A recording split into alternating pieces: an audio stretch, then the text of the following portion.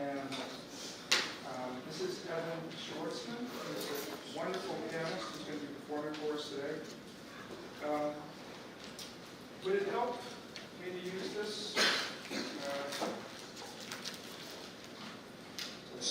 Testing. Does that help? Okay.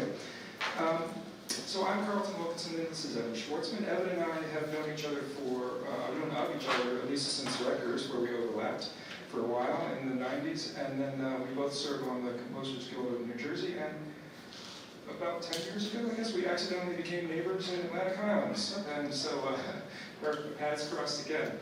So he's a wonderful pianist, and I'm really honored to have him performing my music here today. And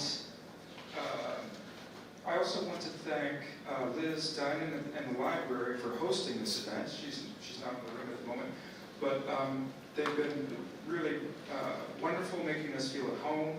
And I would encourage you to check out the art here on the walls by Nancy Hung, who's the artist on exhibit right now. Hey, there she is. I decided we weren't going to wait for you, so. And in addition, I'd like to point out my sister, the Reverend Dr. Nicole Wilkinson, who just walked into the room, coming all the way from Cape May, because the first piece on the program was written for her ordination in 1993. New Heaven, New Earth, and we're going to hear that in just a moment. What you'll notice in this piece is a kind of a back and forth between a continuous melody in octaves in both hands and alternating with these big chords, sort of crashing chords, which reaches a clear climax about 2/3 of the way through. The dualism that represents reflects the title, and also it reminds me a little bit of the kind of responsorial aspect of worship service, where someone speaks and then the congregation answers. It also, I think, illustrates the text that the title comes from, which is from the book of Revelations. And I saw a new heaven and a new earth, for the first heaven and the first earth were passed away. That implies a whole lot of things, some violence there. Why did we need to get rid of the old earth? I don't like the old earth. And some tension. And I think that was an inspiration for the text, in addition to the fact that my sister's celebrating my sister's achievement. And that also sparked another set of pieces, a set of 4 pieces. We're not going to go the rest of those today, though. This piece was standalone when I first wrote it. And I think that's all I'm going to say about that. And I'm going to let Evan play it. And thank you for coming. I'd encourage you to shut off your cell phones or any devices you might be carrying, so that we don't have stray noises during the performance. And I think that's it. Did I forget anything? Okay. Okay, so we'll get started. This is New Heaven, New Earth, and Evan Schwartzman.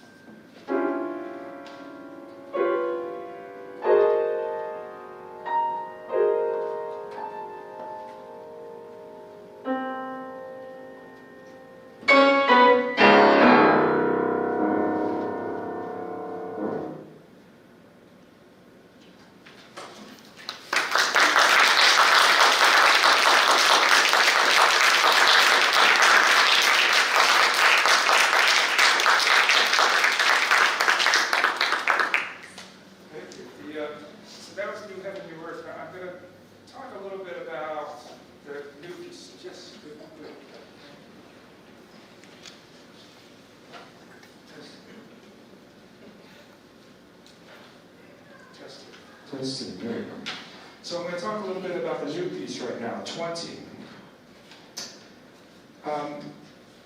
This is a world premiere, which Evan has recorded for me already. We're going to hopefully release it as an album later this year or early next. And the title is 20, and it was written over a period of about 10 months in 2022 when I was preparing it as an anniversary gift for my lovely wife, Lauren Golden, who's right here. We were celebrating 20 years, our 20th anniversary. We were married on the beach in Asbury Park in 2002. Where I think a lot of the people that are here were there. 20 is a set of 20 miniatures, movements as short as I can make them, and still have them feel like individual compositions. When I first started writing it, I actually was sketching them out. I thought I would show you this. I was sketching them out on little tiny pieces of paper in order to make them even shorter, to get my thinking in line with the brevity that I was wanting. Pieces very, very, very, very short. So that lasted for maybe, I don't know, 4 or 5 movements, and then I got rolling and I switched to regular manuscript paper. But it got me into the mindset. When you're working on that small of a frame, it forces you to be very concise, to think.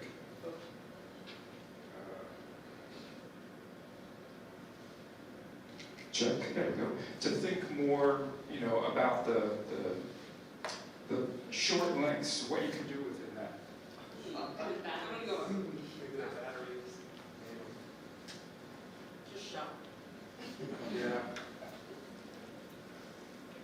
What you can do within that time frame. I'm afraid our mic isn't going to work.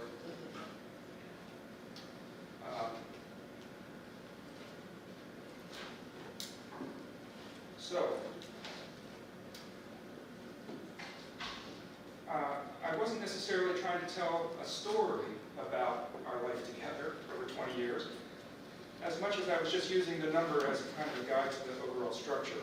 And of course, the material is based on Lauren's name, the musical material. There's deriving music from somebody's name is a tradition that goes back at least into the Renaissance.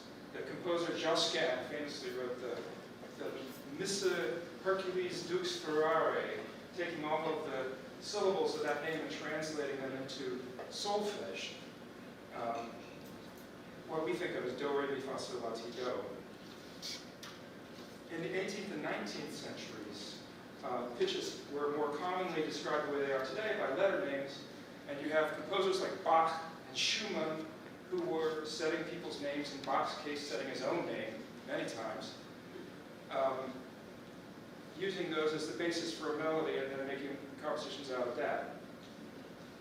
That German system of letter names still only allows for the white keys, plus B flat, but we won't get into that. Composers in the 20th century wanted to use, as you heard in New Heaven, New Earth, wanted to use all of the notes on in the octave, the full chromatic, as they say. And so, in order to translate a name into that world, composers would just map the alphabet onto the chromatic scale, which produces, by combining those methods, by combining all 3 of those methods, I came up with the material for this piece. Lauren's first name, for instance, translates into A, A, C, D, E, C sharp. I could go into how that happened, but you probably wouldn't care. But I would like to have Evan play the first 3 phrases of this to give you an illustration. In each of those phrases, that represents one of Lauren's names: Lauren, Rochelle, Golden. And you hear a complete phrase and break between each one.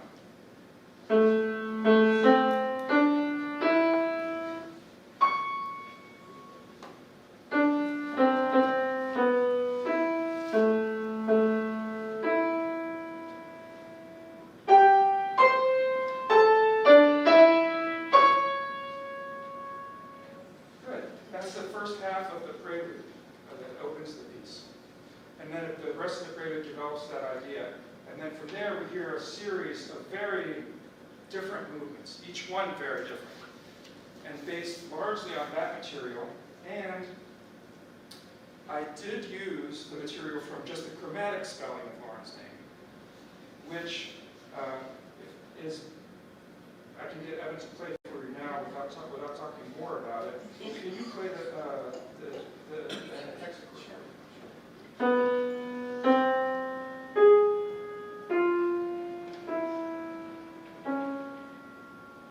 Good. That's Lauren spelled on the chromatic scale. That chord and the way I spelled it at the opening of the prelude both have a particular common element, which is a major and minor triad. Can you play the C sharp major, C sharp minor?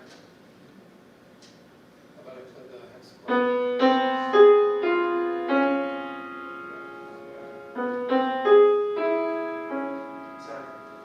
There's a major and a minor triad built into that spelling. And then the same thing happens in the tonal prelude. If you play the opening few notes, those notes spell a major and a minor triad. I love the similarity that happens between those two, which is accidental in a certain way. And I had tried many years ago to use just the chromatic spelling to come up with a composition. I tried twice, and both times I just couldn't get the emotion out of the music that I wanted. So when I set out to do it this time, I started with the more traditional system and then worked the chromatic stuff in, and it seemed to just come together. I was able to get the sweetness and the lightness and everything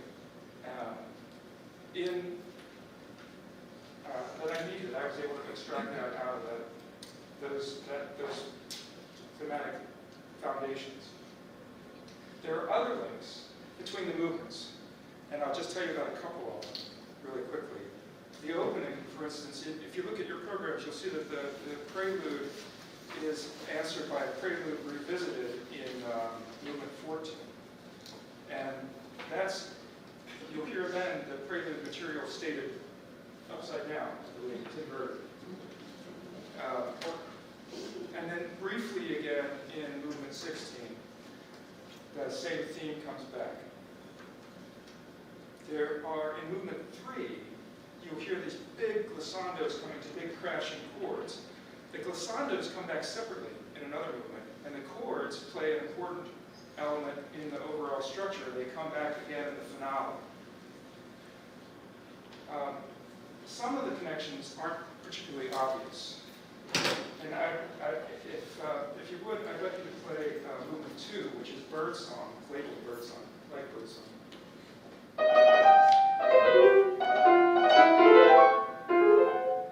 Yeah, and then could you play the opening of movement 19? And it's not a coincidence that that's the second movement and the next to the last movement.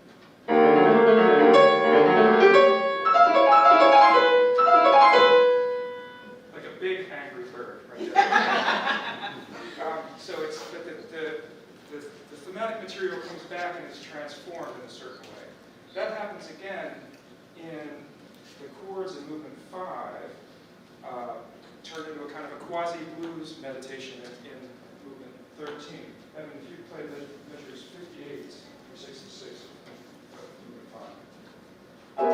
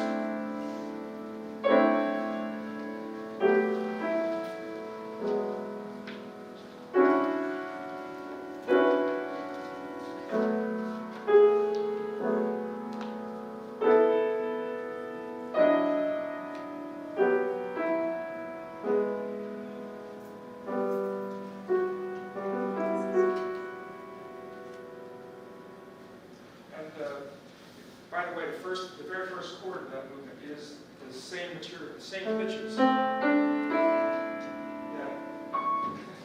As you heard in the opening, it's just stated as a chord rather than as a melody. So there are many other examples that I can show you of how the movements relate to one another across the span of 20 movements. It forms a kind of a really thick braid of ideas that provide a certain consistency to the whole movement. The whole point of that isn't so that you'll memorize the movements and then you recall them later and say, oh, yes, this is perfect, this is that. But just that on an emotional level, it provides a consistency so that it invites you into the creative place of the music, which is the whole goal. Even though the movements are short, of course, that consistency forms a kind of development that happens throughout the set of 20. So you might be wondering what all that has to do with Lauren. I don't intend any one movement to represent some aspect of Lauren's personality necessarily, or our relationship together. You can see them that way. You can certainly hear individual movements that way if you want to. I know we both identified places where we go, oh yeah. But we've been through a lot in 20 years, and this set more feels like a set of snapshots. The image that comes to my mind is somebody taking selfies on a roller coaster. You're not going to get the whole experience, but you get some of the richness of it, some of the fun, and the scariness of the whole arc. From a practical standpoint, 20 years of wedding anniversaries, you start to run out of ideas, you know? So this really filled a need. I think it was something significant. It was the 20th anniversary after all. For our 5th wedding anniversary, I wrote a set of 5 poems, and which I thought I can get some props for that, right? But I really felt like I needed to do something significant. I knew I wanted to make something, but I wasn't at all sure what. And our anniversary is in August. When Lauren's birthday rolled around in February, and I still didn't know what I was going to do for the August, I decided, okay, look, I'm just going to commit. The best thing I've got going is these little, I had poem sketches, I had writing sketches, I had photographs, I had music sketches. The best thing I had going were these little slips of paper with little short movements on it. I thought, that's the most creative idea that I got. I'm just going to commit right now. I'm going to force myself. I got 6 months. Go. And that almost worked. It was, by the time I got to August, I had a full-time job, and I was working on another album at the same time, Inside Voices, which was released late in 2016. And we have our domestic obligations, which occupy a lot of time. But every evening I was able to get in a little bit of time working through these and working out the ventures. And by the time our anniversary came up, I was able to show her the whole set. 17 short movements. I was missing 3, but I filled those in later on in the year, and I could show her what the whole structure looked like. So by the anniversary, she was surprised. Go figure. I'm a kind of a noisy character around the house most of the time, so I guess she just figured they would tune that out. And very pleased. And I think we're both really happy with the set the way it turned out. The score was finished on the 1st of January, the following year, and Evan and I began talking about the premiere. He agreed to premiere the work for me, which is what we're doing today, and record it, which we did a few weeks ago. So that's it. That's all I have to say. That was enough. Okay. Thank you, and I hope you enjoyed the performance. Thank you very much for coming. And please stick around afterwards. We'll have some refreshments. And if you have any questions for me about the music, or you have questions for Evan about his wonderful playing, you can feel free to ask us. We'll be here.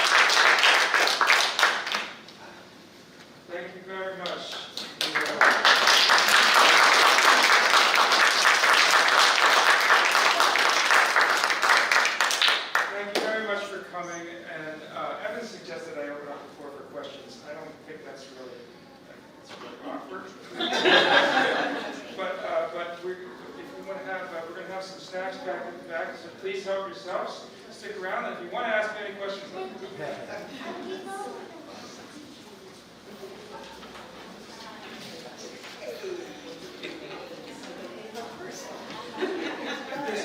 So